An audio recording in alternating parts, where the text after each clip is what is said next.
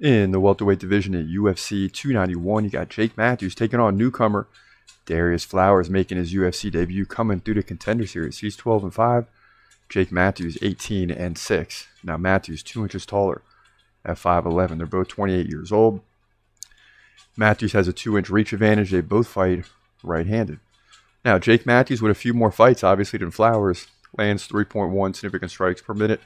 Nothing great. But when you look at Darius Flowers, he's landed just 1 significant strike per minute so far.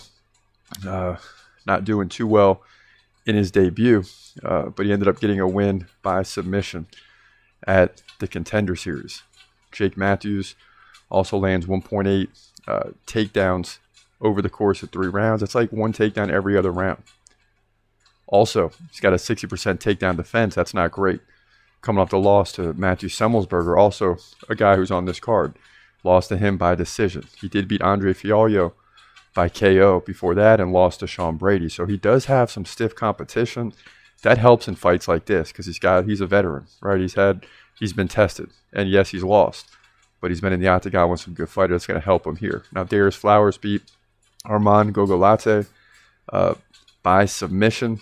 There was an injury in that fight early on in the fight that led to the Darius Flowers win. But hey, take nothing away from him. The guy got the victory. But this is a whole different ball game. There's levels to this game.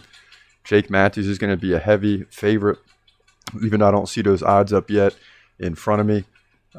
But nonetheless, Jake Mathews has a lot more fights in the UFC than Darius Flowers. When you're fighting the likes of Sean Brady, and then you're going down to a Darius Flowers, no disrespect to him, unless Darius Flowers has something that I don't know, I can't see him winning this fight, right? Like, who are the 5 losses outside of the UFC? That's always a big question mark for me. If the guy's undefeated, then maybe there's some question marks there. We don't know. But Darius Flowers has 5 losses outside of the UFC. Jake Mathews is fighting big names, and this is one that he's got to win, and he needs a big win. He's got to make a statement here, and that's by getting the finish. We'll have to see how this thing plays out. But Jake Mathews wins easily on significant strikes.